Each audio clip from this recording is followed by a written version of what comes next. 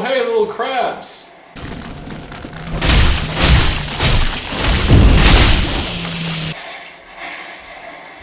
Oh, shoot! What the? No, I can do this. We can do this. Come on. I can do this. Come on. You want me?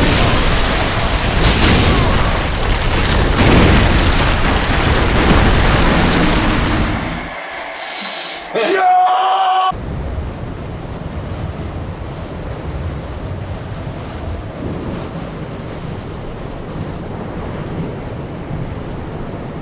Hello, Umians, it's Reaver here, your fearless leader, to bring you the UnWavering Misfits review for Dark Souls 3. Yeah, he sucked.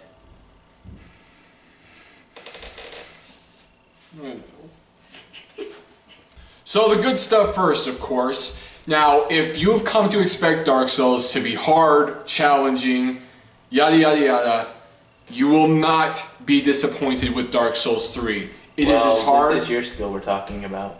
It is as hard as ever, if not more so. It was really easy for me. You didn't even play it. Shut up. Now, so yeah, if you really enjoy it being hard and difficult, or that's just what you've come to expect from Dark Souls, don't worry, that's completely taken care of. I died maybe 100 times in the first 24 hours.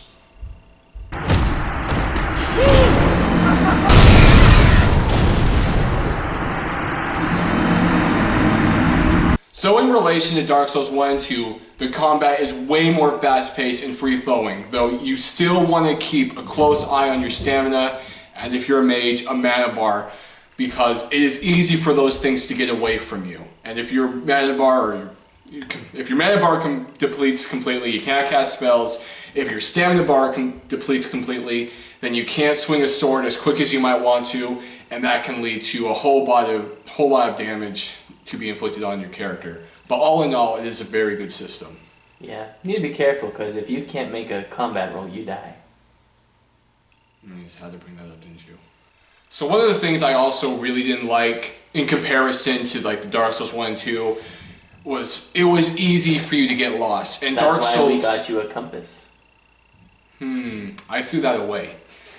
It was easy to get lost in these big well, they weren't really so expansive, but there are plenty of different routes and areas you can go to that can kind of turn you around. And in the Dark Souls franchise, besides being extremely difficult, it is notorious for not holding your hand, even at the very beginning.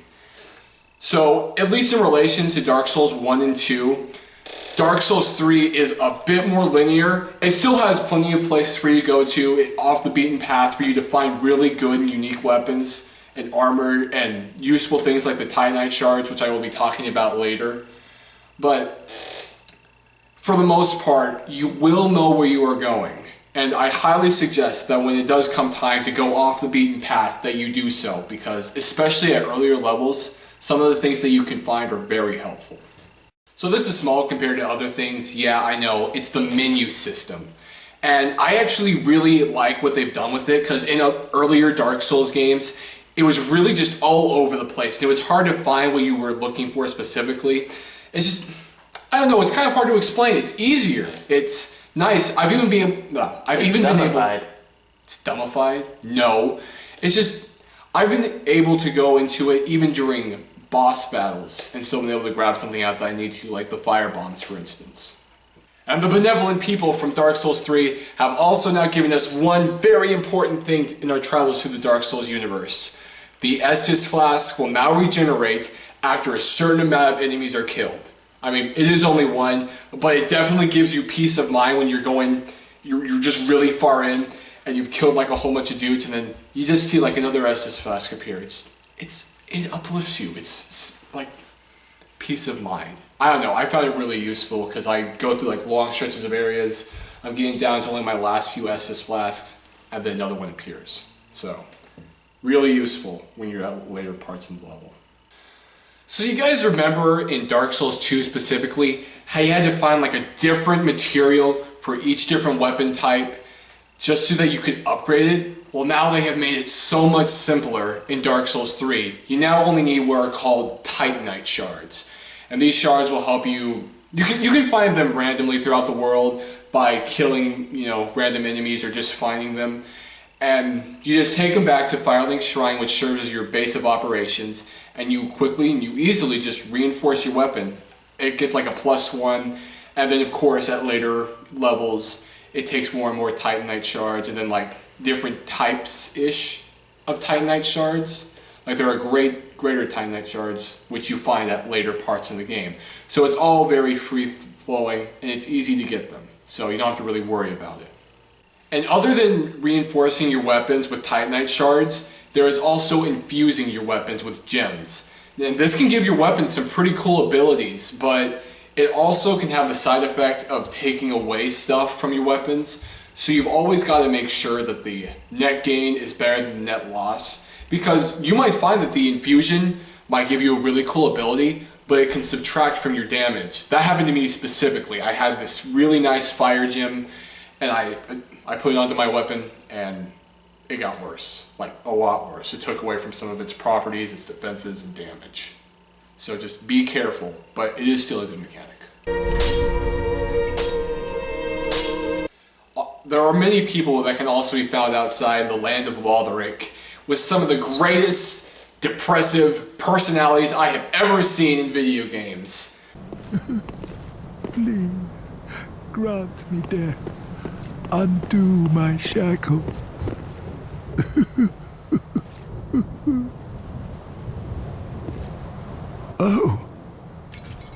Oh, then it's true. A champion of Ash as I live and breathe. To be in your presence is a great honor. I am Yol of Londo, a pilgrim, as you can see, only somehow I failed to die as was ordained. Well, perhaps my calling lies elsewhere. Say, champion of Ash, how does the idea of taking me into your service strike you? I was once a sorcerer. Surely I can be of use. Oh, I am honored, truly. I should be dead, yet you have granted me purpose anew. I, Yol of Londo, do solemnly swear myself to you. Oh, man. And a lot of these men and women can be recruited to, be traders or trainers back in Firelink Shrine. My personal favorite is a thief you can find That's jailed. not surprising. Oh, sure. Is a thief you can find jailed at I would say it's just after the second bonfire in the high wall of Lotharic. You just go down the ladder once you get into that sort of like tower area. And once you get him, he will be a trader at first, but after you complete his quest that he gives you, you can send him out on the prowl, as he puts it. Basically, he just steals for you. But when he does come back, he can bring with him some pretty nice stuff. Ah, there you are. I was thinking. You know I'm a petty thief. Well, perhaps I'll go on the prowl. Everyone's dead or hollowed away anyway, right? So I might as well fetch some weapons or treasure for you. Well, what do you say? Thank you. You will not be disappointed. Greer the thief was once a well-known name. Until I ended up rotting in a cell. There are also other people that you might recognize from earlier games. Specifically, Patches. Ugh. But don't worry, he's not the only person who will screw you over in this game. Your friends can tag along as is per usual, but also while you're playing online, you can find like these little written inscriptions on the ground that can give you some decent information. For example, like in the beginning of the Undead Settlement, there was a sign just in the beginning area that said behind you, and there was a thrall behind me. Useful. You don't have to have them on. You can take them off if you need to. But it is always nice when you're coming up against a hard battle, you can bring in some of your friends, and it can make it even just a little bit easier. Maybe one of you works on fighting the boss while the other takes out some enemies that are around him. or you know, just both of you just hack and slash your way as best you can. Still a good mechanic though. So this is for the mage player, you know, your pyromancer, just, you know, regular mage. And that is now that you can allot your Estus Flask. Now there are your regular Estus Flasks that heal you, and then there are your Ash Estus Flasks, which obviously give you more mana. So there are a total of around, I would say 15 total Estus Flasks. So you can allot, if you're a mage, however many you want to your Ash Flasks. And it's pretty cool because then you can now have unlimited mana as you're going through each and every level. But it's going to be at the cost of you being able to heal yourself. So you're going to want to find that right combination that suits you, or else you can really kind of screw yourself over. So be sure you know what you're doing. But it is still a good mechanic if you're a mage. Do you like story? I do. I mean, I'm pretty sure I've said that plenty of times. But Dark Souls 3 has a pretty crappy one. You'd expect going into like maybe the third game in the series that we'd have a semblance of an idea of what's going on. I'm going to tell you right now, I don't. IGN has a pretty good idea. I'll leave a link into like their video in the comments, description box. But goodness, I have more idea of what's going on in Metal Gear Solid than I do here. Destiny's story makes more sense. I don't know. It's a sad, cold day with you saying that. There's really not much more to say about it. Everything's just hidden behind item descriptions and a few conversations. And they make the effort to put stories in these games, but it's just, I guess they just spend more time just making the enemies tough. It's too confusing. Yeah, very confusing. Chopped up. Now another reoccurring thing in the Dark Souls franchise, the tutorial sucks. Ham! For crying out loud. I want ham. No, I mean, if you really want to know how to do everything, you might want to get one of your friends who's played Dark Souls for a longer period of time, and they might be able to teach you a few things. They just sort of like give you written instructions on the ground and expect you to just immediately know how to do it to like this enemy over here. Well, granted, it's not going to take so long, but it doesn't really help you all that much. The tutorial stinks, so that for the first good part of the game, and you fight a boss early on, you don't know exactly what you're doing. I kept pressing X for some reason, and that made me lose all my Estus Flasks. Probably just because I got used to some other game controls, but it can be annoying when it doesn't teach you a whole lot. And this is more of a con if you like, you know, just getting a whole bunch of really nice loot that's better than what you have, or you want just a bit more diversity. It's the fact that the weapons and armor you get from like the very beginning of the game, especially if you're a knight, which is what I played, you don't find anything better for a good long time. I'm in the undead settlement, and I've only ever found like one pair of pants and a shield that have turned out to be better than what I have gotten. And I found next to nothing else that would be good for any of the other classes whatsoever. Yeah, I'd expect to find something good.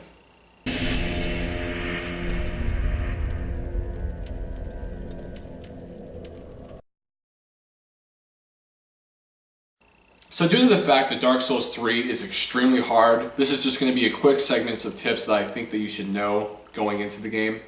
Number 1, Firelink Shrine. Remember to go back to this place a lot during your playthrough, because there's going to be a whole bunch of people coming through it that will leave after a while and that you can miss, that give, as I said before, those conversations on some of the backstory if you're really interested. They can give you certain items that will really help you through your playthrough, and then themselves will give you tips. It's also where you go to, you know, get more Estus shards, you get more Estus Flasks, burn undead bone shards, which increase the potency of your Estus Flasks. And you know, all in all, it's where you want to go to also level up. Ah, well met. 'Tis good to see ye in good health. What needs smithing this day?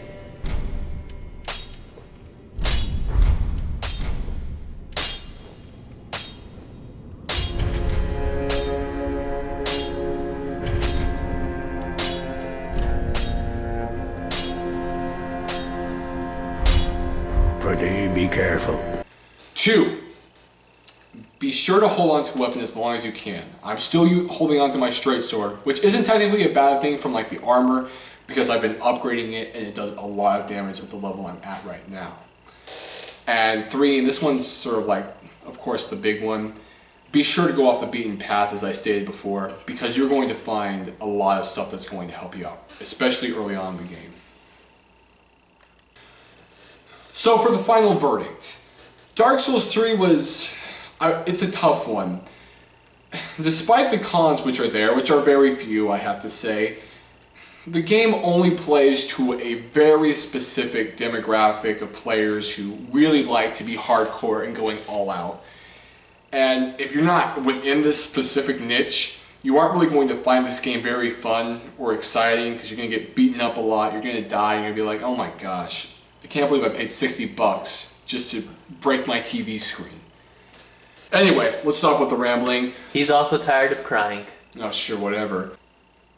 The final verdict for Dark Souls 3 is a very solid 7 out of 10. It is a good game, and if you like the original Dark Souls, I suggest you play it. If you have never liked Dark Souls, do not play this game. It is a lot more of the same. Anyway, thank you guys for watching. Like and subscribe because it helps us out, and, you know, DROS's self-esteem has kind of hit a all-time low. So, if you could really help us out.